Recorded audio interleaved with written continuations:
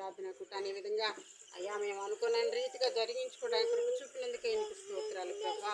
అయ్యా తండ్రి, రావాల్సిన వారిని త్వరపెట్టి తీసుకొని రండి. బంధుమిత్రులందరూ కూడా సంతోషించి ప్రభువా అయ్యా మా బిడ్డను ఆశీర్వదించి అయా దీవులను కుమ్మరించినట్లుగా మీరు సహాయం చేయండి. మీ కృపలో మమ్మల్ని భద్రపరచమని వాక్య భాగంలోకి వెళ్తుండగా వాక్యాన్ని బట్టి నాయన మమ్మల్ని హెచ్చరించండి, బలపరచండి. మీ నామఘనత కొరకు మమ్మల్ని అందరిని వాడుకొని నడిపించమని యేసు నామము నడుచున్నాము తండ్రి, ఆమేన్.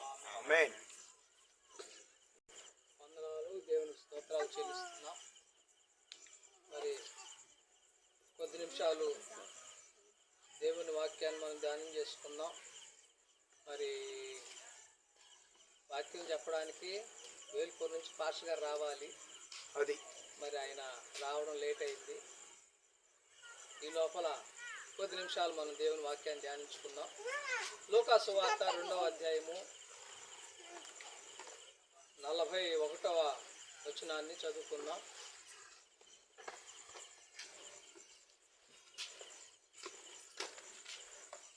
లూకా సువార్త 2వ అధ్యాయము. అక్కడ మనం ఆరాధిస్తున్నటువంటి మన ప్రభువైనటువంటి పస్కా పండుగప్పుడు ఆయన తల్లిదండ్రులు ఏటేటా యెరూషలేమునకు వెళ్ళుచుండువారు. 40 బాలుడు జ్ఞానముతో నిండుకొనుచు 40వ వచనంలో బాలుడు జ్ఞానముతో నిండుకొనుచు ఎదిగి బలము పొందుచుండెను. దేవుని దయ ఆయన మీద ఉండెను. దేవునికి స్తోత్రం. హల్లెలూయా. ఇక్కడ రాయబడినటువంటి లేఖన భాగాలను మనం గమనించినట్లయితే ఎవరి గురించి రాశారంటే మనం ఆరాధిస్తున్నటువంటి మన ప్రభువైనటువంటి యేసుక్రీస్తు బాల్య దినముల్లో ఆయన ఉంటున్నట్టే ఆ పరిస్థితుల్లో ఆయన గురించి రాయబడి ఉంది. ఏమని రాయబడి ఉందనంటే, బాలుడు ఎదుగుచుండగా ఏమనుంది? జ్ఞానముతోనూ బలముతోనూ నిండుకొని ఉన్నాడు. జ్ఞానముతో బలముతో నింపబడి ఉండాలి. ఆ రోజున వారి తల్లిదండ్రులైనటువంటి మరియమ్మ, యేసోపులు బాలుడు ఏ విధంగా ఎదగాలి, ఏ విధంగా ఉండాలి అని తల్లిదండ్రులుగా తన కుమారుడి పట్ల వాళ్ళు ఎంతో శ్రద్ధ తీసుకొని ఆ బాలుడైనటువంటి యేసయ్యని వాళ్ళు పెంచినట్లుగా మనకి కనబడతా ఉంది. నేటి దినముల్లో మరి బాలుడు జ్ఞానముతో నింపబడాలి, బలముతో నింపబడాలి. ఈ జ్ఞానము, ఈ బలము ఎక్కడుంది, ఎవరి దగ్గర ఉన్నాయి అని మనం బైబిల్ గ్రంథంలో గమనించినట్లయితే సామెతల గ్రంథంలో చెప్పబడిన మాట ఏంటంటే, యెహోవా యందు భయభక్తులు కలిగి ఆయన త్రోవల్లో ఎవరైతే నడిపించబడతారో వారికి జ్ఞానము సమృద్ధిగా దొరుకుతుంది. హల్లెలూయా. ఈ రోజున జ్ఞానంతో నింపబడాలి. ఈ రోజున పిల్లలు ఏ జ్ఞానంతో నింపబడుతున్నారు? పిల్లలు లోక జ్ఞానంతో నింపబడుతున్నారు. పిల్లలు వీళ్ళు మాట్లాడుకునే మాటల చేత వాళ్ళు నింపబడుతున్నారు. ఒక బాలుడు, పిల్ల కానీ ఎదుగుతూ ఉన్నప్పుడు వాళ్ళకి చెప్పేదానికంటే కూడా వాళ్ళు చూసేదాన్ని బాగా పట్టుకుంటారు. హల్లెలూయా. ఎలా? మా టోనీ విషయంలోనే దిండేసి నాన్న బజ్జుందాం అని వచ్చి ఆ దిండి మీద తల పెట్టామనుకుంటా, బాల్ పడి వాడు కూడా వచ్చి తల పెట్టేస్తున్నాడు. పొడుకో అంటే పొడుకోవట్లా. వాడికి చూపిస్తున్నాం. ఏం చూపిస్తున్నాం? మాదిరి చూపిస్తున్నాం. ఆ మాదిరి ప్రభువుని యేసుక్రీస్తు వారు కూడా ఆయన మనకు ఒక మాదిరిగా మనకి ముందుగా నడుస్తూ మన విశ్వాస జీవితంలో ఏ విధంగా నడిపించబడాలి, మనం ఏ విధంగా దేవునిని ఆరాధించాలి, మనం ఏ విధంగా ఆయనలో నిలబడాలి, మనం ఏ విధంగా ఆయనలో మనం నిలిచి ఉంటే మనకుండే ఆశీర్వాదాలు ఏమిటనని ఆయన బ్రతుకున్న రోజుల్లో ఎంతో బోధలు ఆయన మనకి చేశాడు. కనుక నా ప్రియమైన దేవుని బిడ్డలారా, మనము ఆ మాటలు చెప్పడం కంటే కూడా మనం తల్లిదండ్రులంగా మనం ఏం చేయాలంటే జ్ఞానంతో నింపబడాలి. హల్లెలూయా. అది ఏ జ్ఞానం? ఈ రోజున మనం పిల్లలకి ఫోన్లు ఇచ్చేసి ఆ ఫోన్లలో ఉండే జ్ఞానంతో నింపుకోరా అని వాడిని వదిలేసి మన పనులు మనం చేసుకుంటా ఉన్నాం.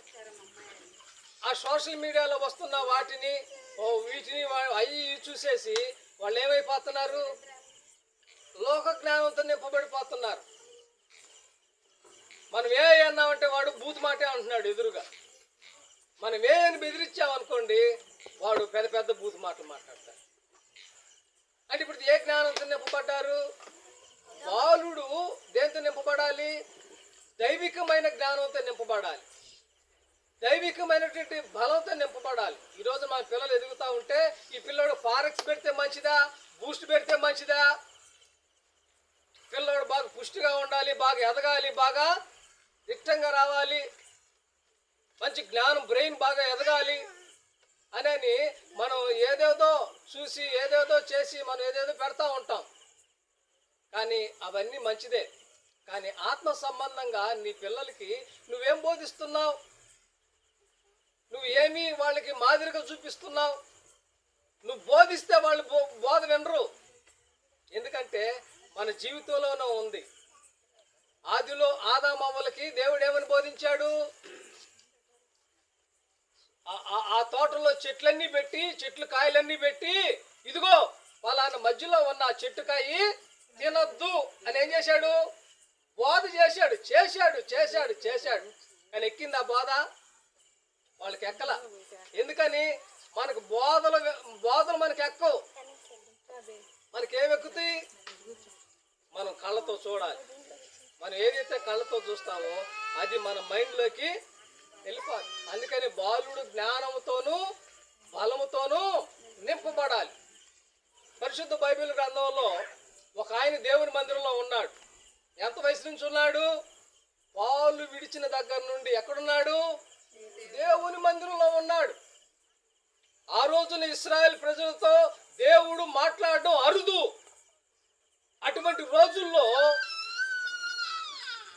ఏలీ ఉన్నాడు, ఏలీ కుమారులు ఉన్నారు, ఏలీ కుటుంబం మొత్తం పక్కనే ఉన్నారు. కానీ ఆ కుటుంబంతో దేవుడు మాట్లాడాల్సినటువంటి ఆయనతో మాట్లాడట్లేదు.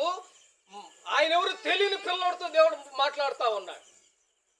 ఆ విధంగా మాట్లాడడానికి గల కారణం ఏమిటంటే, హన్న తన కుమారుణ్ణి ఎలా పెంచింది? దేవుని జ్ఞానముతో. హల్లెలూయా.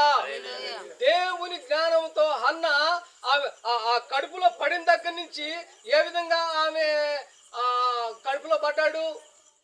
సమూయేలు ప్రార్థన ద్వారా. ఎక్కడ ప్రార్థన? షిలోహులో ప్రార్థన. దేవుడు ఆమె మొర విన్నాడు, ఆమె ప్రార్థన ఆలకించాడు. కనుక ఆమె ఆవురావురంటుంది, పిల్లలు లేకోకుండా ఉంది ఎంతో కాలంగా. దేవుడిచ్చాడు. ఆ ఇచ్చిన పిల్లవాడిని సద్వినియోగపరుచుకుంటా ఉంది. హల్లెలూయా. మనకి దేవుడు పిల్లల్ని ఇస్తాడు. మనం దేవుని సన్నిధిలో వాడిని జ్ఞానంతోనూ బలంతోనూ పెంచగలుగుతున్నావా? వాడికి తిండి పెడుతున్నాం. ఏ కాన్వెంట్లో చేయించాలో చేరుస్తా ఉన్నాం, డబ్బులు కడుతున్నాం, బస్ ఎక్కిస్తున్నాం, అన్నీ చేస్తున్నాం. కానీ దైవికమైన జ్ఞానంతో మనం పెంచుతున్నామా? దైవికమైనటువంటి పరిస్థితులు ఆ పిల్లవాడికి మనం నేర్పిస్తున్నామా? నేర్పడం కాదు అసలు ముఖ్యం, అది ప్రాక్టికల్గా మనం చూపించాలి. ఆడికి ఎలా చూపిస్తాం? ఉదయాన్నే లేచినప్పుడు దేవా స్తోత్రం నాయనా నాకు ఇంకో దినం ఇచ్చావని మోకరించి ప్రార్థన చేస్తే వాడేం చేస్తాడు? చూస్తాడు. ఓహో మా అమ్మ ఉదయాన్నే లెగ్గానే ఏం చేస్తుంది? మోకరించి ప్రార్థన చేసుకుంటాడు. మా నాన్న ఉదయాన్నే లెగ్గానే బైబిల్ ముందేసుకొని చదువుకుంటున్నాడు. ఇవి చూడాలి మన పిల్లలు ఇవి చూడాలి. ఇవి చూస్తే వాళ్ళు జీవితంలో ఎప్పుడు కూడా తొట్టిల్లరు.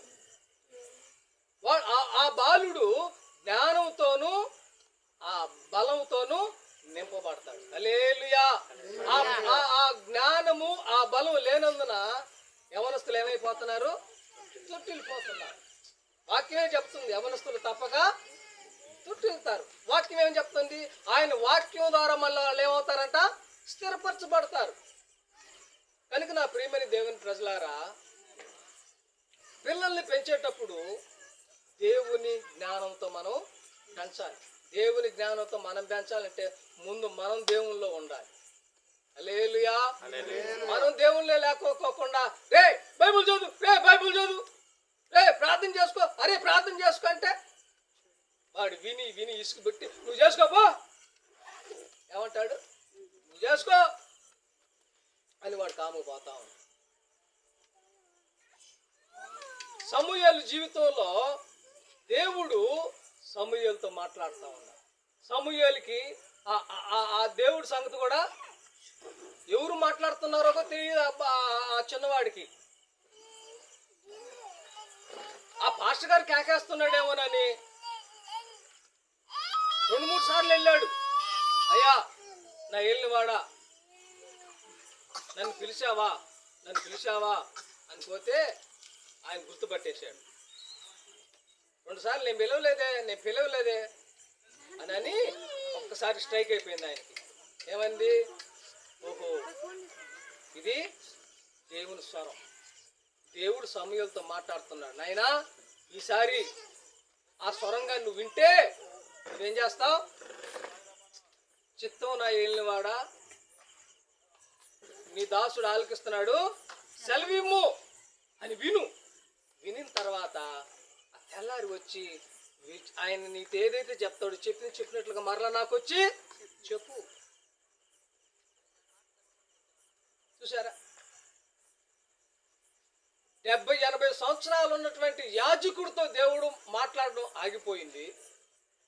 అప్పుడే పుట్టిన ఆ పసి పిల్లవాడితో దేవుడు ఏం చేస్తున్నాడు? మాట్లాడుతున్నాడు. ఏం అనుభవం ఉందని దేవుడు ఆ పిల్లవాడితో మాట్లాడుతున్నాడు?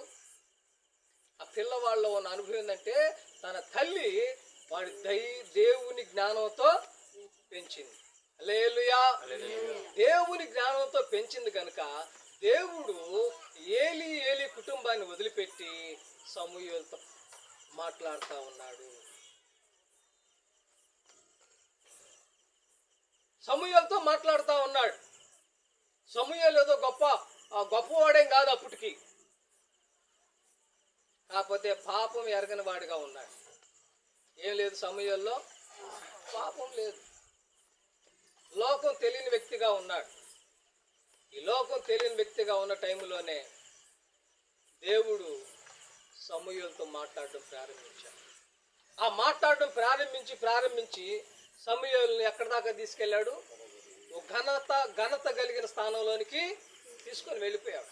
బైబిల్ గ్రంథంలో సమూయేలు గురించి రాయబడిన మాట ఏమిటంటే ప్రార్థన చేయు వారిలో ఎవరున్నారంట? సమూయేలు ఉన్నాడు. హల్లెలూయా. ఎవరు నేర్పించారా ఆ ప్రార్థన? ఉగ్గు పాలతో నూరు పోసింది వాళ్ళ అమ్మ. ఏమి నేర్పించింది? ప్రార్థన. అది ఆ దేశం వందు ఆ దాను మొదటి నుంచి బెర్షబా వరకు ఆయన పేరు ఎలా మోగిందంట? దేవుని సేవకుడు ఒకడున్నాడు, ఆయన పేరు సమూయేలు అని ఘనపరచబడింది. దేవుని జ్ఞానంతో మనం నింపబడితే, దేవుని బలంతో మనం నింపబడితే మన పిల్లలు ఒక ఉన్నతమైన స్థితిలోనికి దేవుడు తీసుకొని వెళ్తాడు. ఆయనలో ఏ డిగ్రీలు లేవు. ఎక్కడైనా చదువుకొని వచ్చాడా? బైబిల్ గ్రంథంలో కొత్త నిబంధనలు మనం గమనించినట్టయితే అపోస్తలుడు పౌలు గారు సౌలుగా ఉన్న టైంలో ఎక్కడ చదివాడు? ఆయన గమాలియేలు పాదాల దగ్గర ధర్మశాస్త్రాన్ని మొత్తం చదివాడు. ఆ రోజుల్లో ధర్మశాస్త్రాన్ని చదివిన వాళ్ళంటే చాలా గొప్పవాళ్ళు. అంత గొప్ప స్థితిలో ఆయన చదివాడు. కానీ సమూయేలుకి ఏ చదువు లేదు. ఆయనకున్నది ఏంటంటే దైవికమైన జ్ఞానం. ఆ జ్ఞానం వల్ల దేవుడు సమూయేలుని హెచ్చించాడు. ఎంత హెచ్చించాడంటే ఇశ్రాయేలు ప్రజలకి న్యాయాధిపతిగా దేవుడు అతన్ని ఎన్నుకొని ఒక ఉన్నతమైన స్థితిలోనికి తీసుకొని వెళ్ళాడు. అలాగనే మరొక సందర్భాన్ని మనం గమనించినట్లయితే దావీదు జీవితంలో మనం గమనిస్తే 7 తర్వాత పుట్టినాడు 8వ వాడు ఎవరు? దావీదు. వాళ్ళ అన్నలు వాళ్ళ అక్కలు వదిలిపెట్టేసి దేవుడు చెప్తున్నాడు, ఇదిగో నా హృదయానుసారుడు ఒకడు ఉన్నాడు, వాడు యూదయ బెత్లెహేములో ఉన్నాడు, అక్కడికి వెళ్ళి వాడిని అభిషేకించరా అని ప్రవక్త అయినటువంటి ఈ సమూయేలుతో చెప్తున్నాడు. రాజులను అభిషేకించే ప్రవక్తగా సమూయేలుని దేవుడు ఎన్నుకున్నాడు. ఎన్నుకోవడానికి గల కారణం ఏంటంటే దేవుని బలముతో నింపబడ్డాడు, దేవుని ఆత్మతో నింపబడ్డాడు, బలముతో నింపబడిన వ్యక్తిగా ఉన్నాడు. హల్లెలూయా. ఆ తల్లి పెంపకం ఒక ఉన్నతమైన స్థితిలోనికి తీసుకొని వెళ్ళిపోయింది. అది లోకంలో ఉన్న జ్ఞానంతో నింపబడినప్పుడు కాదు. లోకంలో ఉన్న జ్ఞానంతో నింపబడితే ఎంబీబీఎస్ చదవచ్చు, ఐఏఎస్ చదవచ్చు, ఐపీఎస్ చదవచ్చు, ఇంకేమన్నా పెద్దవి ఉంటే అవి చదవచ్చు. అవి కొంతవరకే. కానీ దేవుని ఆత్మ బలంతో మనం ఉన్నట్లయితే, దేవుని జ్ఞానంతో మనం ఉన్నట్లయితే దానికంటే 10 రెట్లు ఎక్కువగా దేవుడు హెచ్చిస్తాడు. హల్లెలూయా, హల్లెలూయా. కనుక నా ప్రియమైన దేవుని ప్రజలారా, మన పిల్లల్ని పెంచుకునేటప్పుడు లోక జ్ఞానంతో మనం పెంచకూడదు. లోకంలో పరిస్థితిని బట్టి మనం వాళ్ళని పెంచుకునే స్థితిలో ఉండకూడదు. మనకు ఉన్నా లేకపోయినా దైవికమైన జ్ఞానంతో మనం పెంచుకోవాలి. దైవికమైనటువంటి ఆ ఆలోచనలతో, దైవికమైన జ్ఞానంతో మనం దేవుని సన్నిధిలో మన పిల్లలు మనం పెంచుకోగలిగితే దేవుడు నిశ్చయముగా వాళ్ళని ఒక దీవెనకరమైన పరిస్థితుల్లోనికి తీసుకొని వెళ్తాడు. హల్లెలూయా. దావీదు జీవితంలో మనం గమనిస్తే, దావీదు అభిషేకించే నాటికి అతని వయసు దగ్గర 16-17 సంవత్సరాలు ఉండొచ్చు. ఎందుకనంటే అతను గొర్రెలు మేపుకుంటా ఉన్నాడు అరణ్యంలో. ఆ వయసు కుర్రాళ్ళు ఈ రోజున మనం గమనించినట్లయితే ఈ రోజు ఎట్లా ఉన్నారంటే సెల్ ఫోన్కి అంకితమైపోయి ఉన్నారు. ఆ ఈడు పిల్లలు ఈ రోజున ఎట్లా ఉన్నారంటే తల్లిదండ్రులకి విరోధంగా బ్రతుకుతా ఉన్నారు. ఆ వయసు పిల్లలు ఈ రోజున ఎట్లా ఉన్నారంటే దేవునికి విరోధముగా, తల్లిదండ్రులకు విరోధముగా వాళ్ళ ప్రవర్తనలు మనకి కనబడతా ఉంటాయి. అయితే దేవుడు తన హృదయానుసారుడైనటువంటి వ్యక్తి అయినటువంటి దావీదుని దేవుడు కనుగొన్నాడు. ఆ విధంగా కనుగొనడానికి గల కారణం ఏమిటంటే దేవుని యందు భయభక్తులు కలిగిన వాడుగా ఉన్నాడు. హల్లెలూయా. ఆ దావీదు జీవితంలో ఆ వయసు కుర్రోళ్ళంతా ఆ అరణ్యములో గొర్రెలు మేపుకుంటూ తిరుగుతా ఉన్న రోజుల్లో అల్లరి చిల్లరగా తిరిగిన వ్యక్తి కాదు. కుర్రోళ్ళతో పాటు కుర్ర చేష్టాలు చేస్తా తిరిగిన వ్యక్తిగా లేడు. ఆ విధంగా ఉంటే దేవుడు అతన్ని అభిషేకించేవాడు కాదు. ఓ ప్రత్యేక రీతిలో అతడు పెంచబడ్డాడు. ఓ ప్రత్యేక రీతిలో తన జీవితాన్ని కొనసాగిస్తా ఉన్నాడు. ఆ ప్రత్యేకమైన జీవితం ఏంటంటే అతడు దేవుని జ్ఞానంతో నింపబడి ఉన్నాడు. తన చిన్న వయసు నుంచి అట్లా ఉన్నాడు కనుకనే దావీదుని దేవుడు కనుగొన్నాడు. హల్లెలూయా. దావీదుని కనుగొని గొర్రెల దొడ్డిలో ఉన్నటువంటి దావీదుని ఎక్కడికి తీసుకుని వెళ్ళాడంటే ఇశ్రాయేలుకి రాజుగా దేవుడు అభిషేకించి ఆ రాజుగా దేవుడు ఏం చేశాడు? సింహాసనం మీద కూర్చోబెట్టాడు. దావీదు సింహాసనాన్ని దేవుడు స్థిరపరిచాడు. దానికి కారణం ఏమిటంటే వాళ్ళ అమ్మా నాన్నోళ్ళ ఘనత కాదు, వాళ్ళ అన్నదమ్ముల ఘనత కాదు. అది దావీదు వ్యక్తిగత జీవితాన్ని బట్టి దేవుడు ఆ ఆత్మతో నింపబడి ఆ బాలుడు ఎదుగుతుండగా ఏం చేశాడు దేవుడు? దైవికమైన జ్ఞానంతో నింపబడ్డాడు. తన అన్నదమ్ములు ఉన్నారు, అక్కచెల్లెలు ఉన్నారు, వాళ్ళకెవ్వరికి లేనటువంటి ధన్యత దావీదు జీవితంలో ఒక ఉన్నతమైన స్థితిలోనికి వెళ్ళిపోయాడు.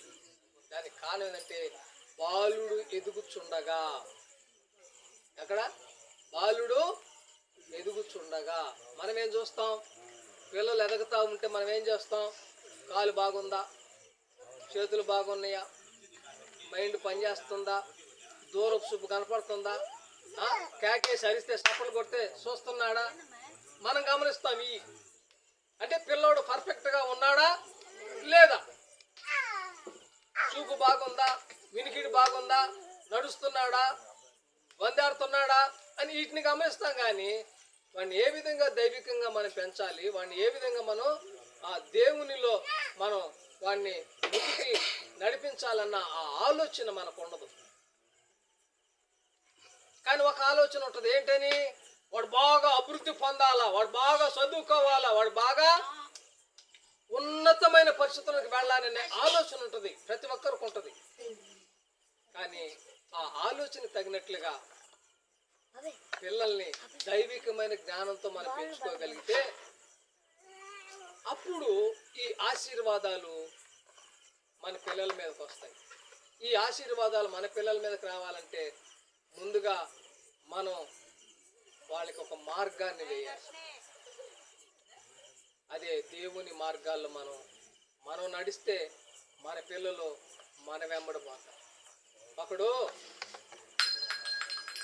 ఆవు దూడను దోలుకొని పోతా ఉన్నారు. ఆవు దూడను దోలుకొని పోతా ఉంటే మధ్యలో ఏరు దాటాలి. ఆ ఆవును దూడను దోలుకొని వెళ్ళి ఆయన ఆ ఏరు అడ్డం వచ్చేసరికి ఏరు దాకా బాగానే వచ్చినాయి. ఆ ఏరు దాటించడానికి పర్రాని పాటలు పడుతున్నాడు దాటించడానికి. ఆ ఆవుని ఎంత కొట్టినా ఆ నీళ్ళలో దిగి అవతలకు బాటల. అది ఉండేది మోకాళ్ళ లోతు నీళ్ళే. కానీ ఎంతసేపు కొట్టినా ఎంత చేసినా అవి దాటిపోవట్ల.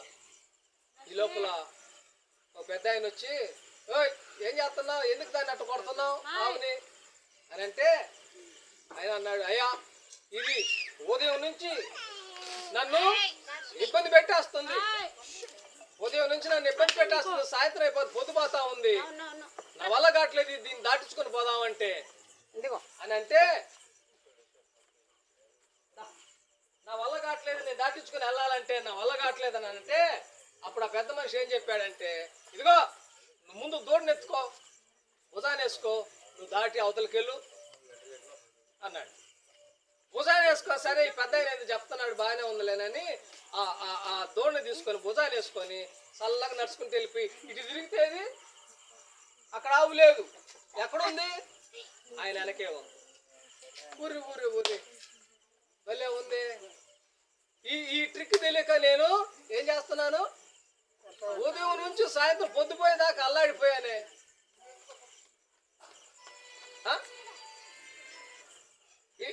ఇదంతా విచిత్రంగా ఉంది. అట్లాగనే మన పిల్లలు యేసయ్య బాటలోకి రావాలంటే, దేవుని జ్ఞానంలో మన పిల్లలు ఎదగాలనంటే మనం ముందుగా ఆ జ్ఞానాన్ని పొందుకొని యేసయ్యలో మనం నడవాలి. మనం నడిస్తే ఆటోమేటిక్గా వాళ్ళే మన వెనక వచ్చేస్తారు. ఆ దూడ వెనక ఆ తల్లి ఆవు ఎట్లయితే వచ్చిందో అట్లాగనే మన పిల్లలు మన వెనక వస్తా ఉంటారు. హల్లెలూయా. కనుక నా ప్రియమైన దేవుని బిడ్డలారా, బాలుడు ఎదుగుచుండగా ఏం చేయాలంటే దేంతో నింపబడాలా? హార్లిక్స్తోనా, బూస్ట్తోనా? చెప్పాలి. దేంతో నింపబడాలి? దేవుని జ్ఞానంతో నింపబడాలి. ఆ తర్వాత ఆ జ్ఞానం ఆ పిల్లవాడికి ఏం చేయాలా? బలము కలుగు చేయాలి. హల్లెలూయా. దేవుని జ్ఞానం వచ్చింది ఎవరికి? సొలొమోనుకి దేవుని జ్ఞానం ఇచ్చాడు దేవుడు, మంచి జ్ఞానం ఇచ్చాడు. కానీ ఆ జ్ఞానంతో ఆయన బలం పొందాడా? పొందలా. ఎందుకని? వీక్ అయిపోయాడు. దేంట్లో? స్త్రీ విషయంలో వీక్ అయిపోయాడు. సొలొమోను కట్టినటువంటి మందిరం అంత గొప్ప మందిరం ప్రపంచంలో ఇంకొకడు కట్టలేదు. అప్పటికి లేదు, ఇప్పటికి లేదు. కానీ అదే చేతులతో సొలొమోను ఏం చేశాడు?